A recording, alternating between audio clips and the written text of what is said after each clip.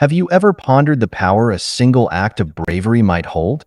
The story of Queen Esther is one where courage and destiny intertwine, altering the fate of an entire people in the sprawling Persian Empire. King Ahasuerus, a ruler of immense wealth and power, governed an empire stretching from India to Ethiopia.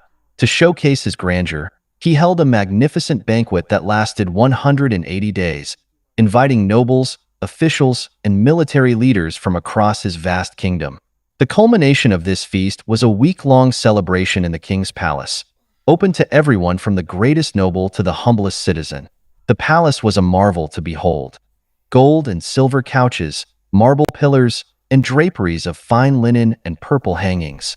Wine flowed freely, served in golden goblets, each unique. Amidst this opulence, King Ahasuerus' heart was merry. Desiring to flaunt his greatest treasure, he commanded that Queen Vashti be brought before the guests, adorned in her royal crown, to display her beauty. Queen Vashti, renowned for her beauty, received the king's command but chose to defy it.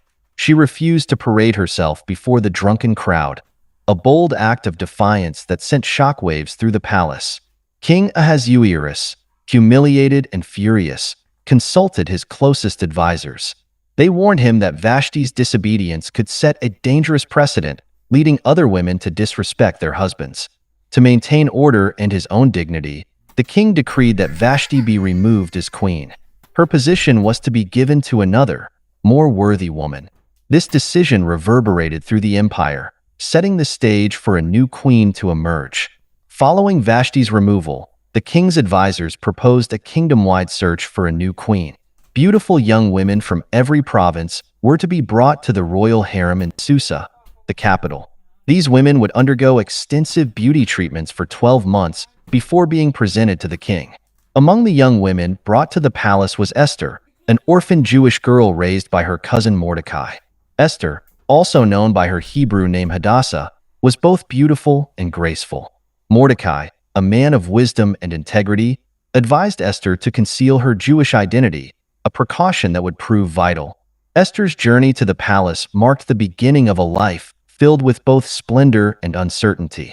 Upon arrival, she quickly found favor with Haggai, the eunuch in charge of the harem. He provided her with the best beauty treatments and special food, giving her 7 choice maids from the king's palace and moving her and her maids to the best place in the harem. The 12 months of beauty treatments were meticulous and rigorous, involving oil of myrrh for 6 months and perfumes and cosmetics for another 6. Esther's natural beauty and gentle demeanor shone through, setting her apart from the other women. When it was Esther's turn to meet King Ahasuerus, she asked for nothing beyond what Haggai advised. Her humility and grace captivated the king, who loved Esther more than all the other women. He placed the royal crown on her head, and she became queen, taking Vashti's place. A grand banquet, Esther's banquet, was held in her honor, and the king declared a holiday, giving gifts with royal liberality. Though now queen, Esther did not forget her roots or her cousin Mordecai's advice. She continued to keep her Jewish identity a secret, navigating the intricate and often dangerous politics of the palace with wisdom and discretion.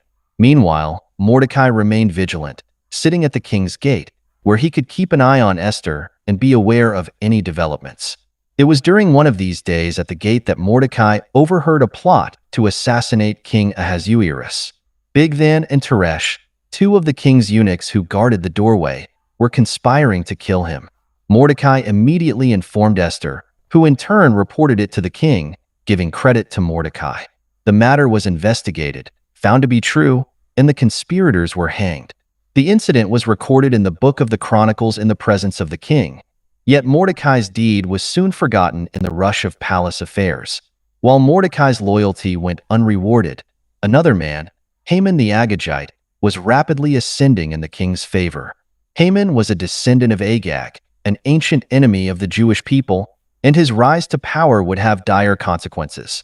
King Ahasuerus promoted Haman above all the other officials, commanding that all royal staff at the king's gate bow down and pay homage to him. Mordecai, however, refused to bow or pay him homage, standing firm in his faith and identity as a Jew. This defiance infuriated Haman, who began to harbor a deep-seated hatred for Mordecai. Haman's anger towards Mordecai soon extended to all Jews in the kingdom. Seeking a way to annihilate them, he approached King Ahasuerus with a cunning plan. He described the Jews as a scattered, yet dangerous people, whose customs were different from those of other nations and who did not obey the king's laws. Haman proposed that it was not in the king's best interest to tolerate them.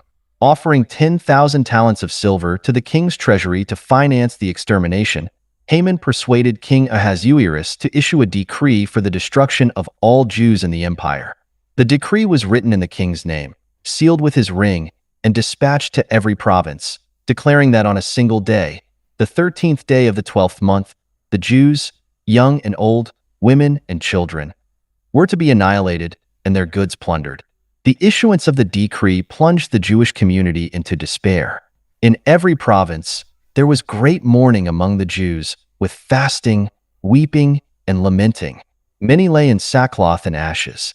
Mordecai, upon hearing the decree, tore his clothes and put on sackcloth and ashes. He went into the city, wailing loudly and bitterly, stopping only at the king's gate, as no one in sackcloth was allowed to enter it. When Esther's maids and eunuchs informed her about Mordecai's condition, she was deeply distressed and sent clothes for him to wear instead of his sackcloth, but he refused them. Esther then sent Hathach, one of the king's eunuchs assigned to attend her, to find out what was troubling Mordecai. Mordecai informed Hathach of the decree and the sum of money Haman had promised to pay into the king's treasury for the destruction of the Jews. He also gave Hathach a copy of the written decree to show to Esther and urged her to go into the king's presence to beg for mercy and plead with him for her people. Esther was faced with a heart-wrenching decision. Approaching the king without being summoned was punishable by death unless the king extended his golden scepter to her. It had been 30 days since she was last summoned to the king's presence. Fearful yet resolute, Esther sent a message back to Mordecai, explaining the law and the danger she faced. Mordecai's response was both a warning and a call to action. He reminded Esther that her silence would not guarantee her safety and that deliverance for the Jews would arise from another place if she remained silent. He concluded with the profound question, "And who knows but that you have come to your royal position for such a time as this?" Steeled by Mordecai's words, Esther resolved to act. She instructed Mordecai to gather all the Jews in Susa to fast for her for 3 days and nights, while she and her maids would do the same. "When this is done, I will go to the king, even though it is against the law. And if I perish, I perish," she declared. On the 3rd day, dressed in her royal robes, Esther approached the inner court of the palace, opposite the king's hall. King Ahasuerus, upon seeing Queen Esther standing in the court, was pleased with her and extended the golden scepter. Esther approached and touched the tip of the scepter. The king asked her what her request was, promising to grant even up to half the kingdom. Esther, with great wisdom, invited the king and Haman to a banquet she had prepared. Pleased, the king ordered Haman to join him at Esther's banquet. At the banquet, the king again asked Esther for her request. Instead of revealing her true petition, Esther invited the king and Haman to a second banquet the following day, where she promised to reveal her request. Haman left the banquet in high spirits, feeling honored and powerful. However, his mood soured when he saw Mordecai at the king's gate, still refusing to bow to him. Enraged, Haman restrained himself and went home to boast to his wife Zeresh and friends about his wealth, his many sons, and the special favor he had with the king and queen. Yet, all this was worth nothing to Haman as long as he saw Mordecai sitting at the king's gate. His wife and friends suggested he build a gallows 75 feet high and asked the king to have Mordecai hanged on it. Delighted by the idea, Haman ordered the gallows to be built. That night, King Ahasuerus found himself unable to sleep. To pass the time, he ordered the book of the Chronicles, the record of his reign, to be read to him. As the Chronicles were read, the account of Mordecai's report of the plot to assassinate the king was brought to his attention. The king asked what honor or recognition had been given to Mordecai for this act. When he learned that nothing had been done, he resolved to rectify this oversight immediately. Just then, Haman entered the outer court to speak to the king about hanging Mordecai on the gallows he had prepared. The king summoned Haman and asked, What should be done for the man the king delights to honor? Believing that the king intended to honor him, Haman suggested a lavish display. Dressing the man in the king's royal robes, placing him on the king's horse, and leading him through the city streets, proclaiming, "This is what is done for the man the king delights to honor." To Haman's shock and horror, the king commanded him to do just that for Mordecai the Jew, who sat at the king's gate. Haman had no choice but to comply. He dressed Mordecai in the royal robes, placed him on the king's horse, and led him through the city, publicly honoring the man he despised. After the humiliation, Haman rushed home, grief-stricken and with his head covered. He recounted the day's events to his wife and friends, who ominously predicted his downfall, noting that since Mordecai was of Jewish descent, Haman would not prevail against him. While they were still talking, the king's eunuchs arrived to take Haman to Esther's second banquet. During the banquet, the king repeated his question to Esther, asking her what she wanted and promising to grant her request. With great courage, Esther revealed her Jewish identity and begged for her life and the lives of her people, exposing Haman's plot to annihilate them.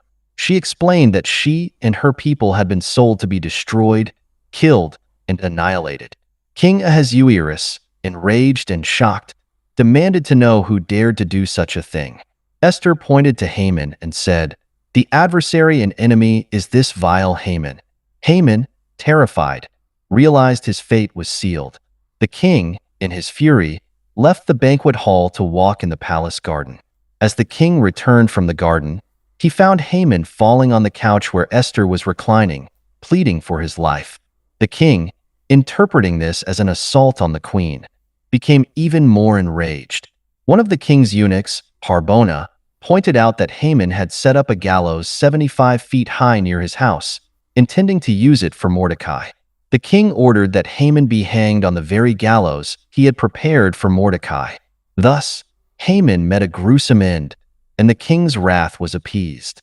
Though Haman was dead, the decree he had enacted against the Jews still stood. According to Persian law, a decree signed by the king could not be revoked. Esther again approached the king, falling at his feet and weeping. She begged him to put an end to Haman's evil plan. King Ahasuerus extended the golden scepter to Esther, signaling his willingness to listen. He then allowed Esther and Mordecai to write a new decree in the king's name, giving the Jews the right to assemble and protect themselves against any armed force that might attack them, and to destroy, kill, and annihilate their enemies. The new decree was quickly written and dispatched to every province in the kingdom. When the day of the planned massacre arrived, the Jews were ready to defend themselves. Across the empire, the Jews triumphed over their adversaries. In Susa alone, they killed and destroyed 500 men, including the 10 sons of Haman. The victory of the Jews was celebrated with great joy and feasting. Mordecai, who had been promoted to a position of great power within the empire, sent letters to all the Jews, near and far, urging them to observe the 14th and 15th days of the month of Adar annually as days of feasting and joy, and giving presents of food to one another and gifts to the poor. This celebration became known as Purim, named after the lot Haman had cast to determine the date for the annihilation of the Jews. Purim commemorates the Jews' deliverance from their enemies and the reversal of their sorrow into joy. It is a testament to the bravery of Queen Esther and the wisdom of Mordecai, and a reminder of the enduring strength and resilience of the Jewish people. Queen Esther's story is one of courage, faith, and the triumph of good over evil. Her willingness to risk her life for her people exemplifies selflessness and bravery. Under her and Mordecai's leadership, the Jews not only survived a genocidal threat, but also established a legacy of unity and celebration that endures to this day. The Book of Esther remains a powerful narrative within Jewish tradition, celebrated annually during the festival of Purim. It serves as a reminder that even in the face of great peril, faith and courage can bring about deliverance and transformation. Esther's tale, from an orphaned Jewish girl to a beloved queen who saved her people, continues to inspire and resonate across generations.